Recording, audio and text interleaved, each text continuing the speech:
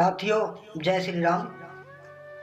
साथियों, जिस समय श्री रामचंद्र जी वनवास में घूमते घूमते पंचवटी की ओर जा रहे थे तो वहाँ रास्ते में उनको एक बहुत बड़ा गिद्ध मिला, जिसका शरीर बहुत ही विशालकाय था और भयंकर पराक्रम को प्रकट करने वाला था।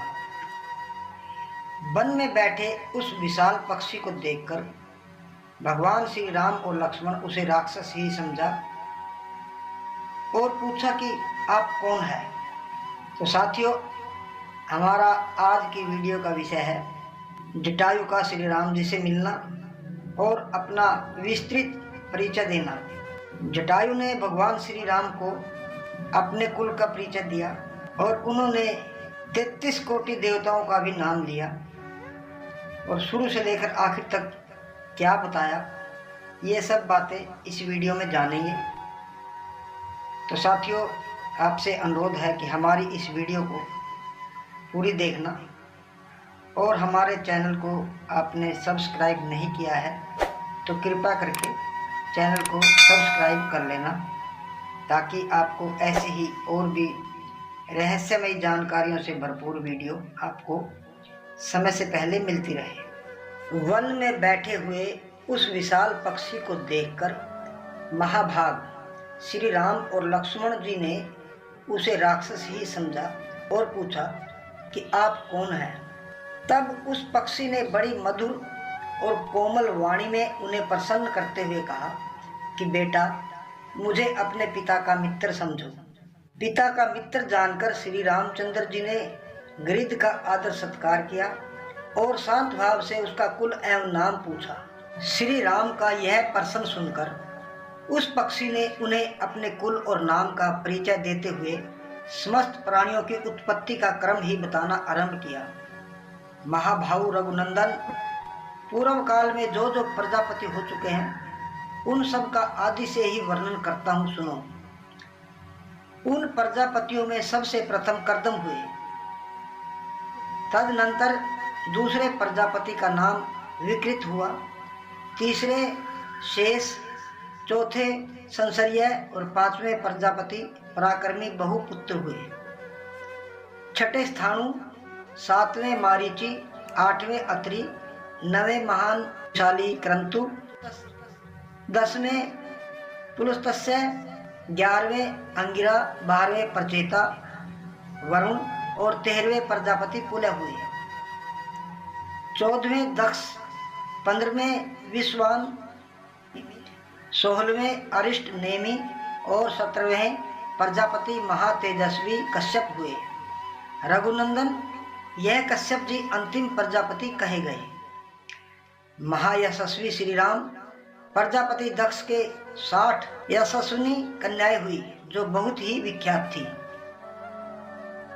उनमें से 8 सुंदरी कन्याओं को प्रजापति कश्यप ने पत्नी रूप में ग्रहण किया, जिनके नाम इस प्रकार है: अदिति, दीति, दनु, कालका, ताम्रा, क्रोधवसा, मनु और अनला।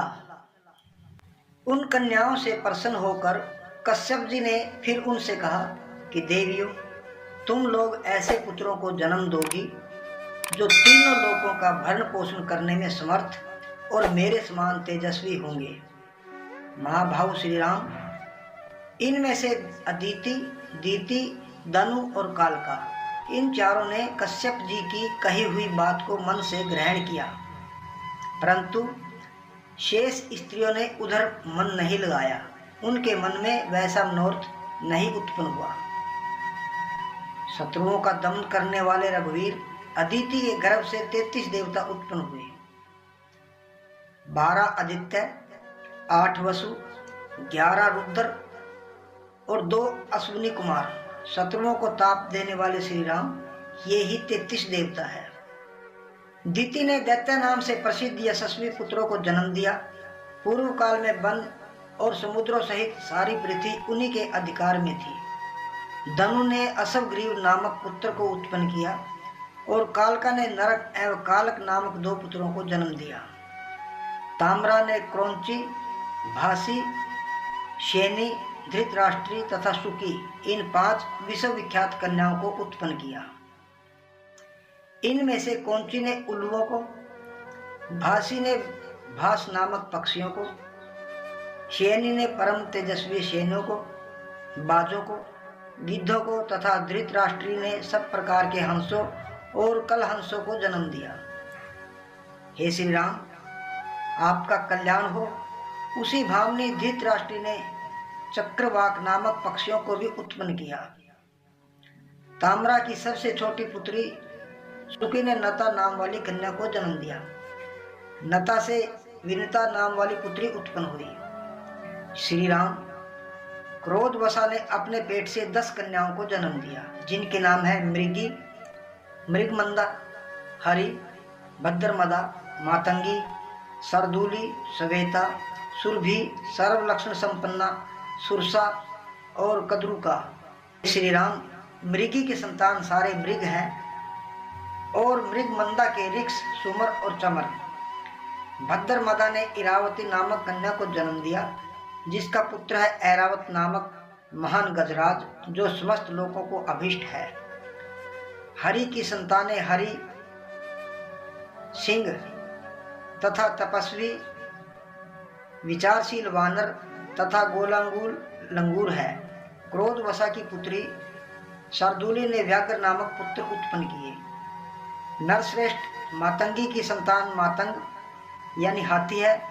काकुत्स श्वेता ने अपने पुत्र रूप में एक दिग्गज को जन्म दिया। क्रोधवशा की पुत्री सुरभि देवी ने 2 कन्याएं उत्पन्न की है, रोहिणी और यशस्विनी गंधर्वी। रोहिणी ने गौओं को जन्म दिया और गंधर्वी ने घोड़ों को ही पुत्र रूप में प्रकट किया। श्री राम, सुरसा ने नागों को, कद्रु ने पन्नगों को जन्म दिया।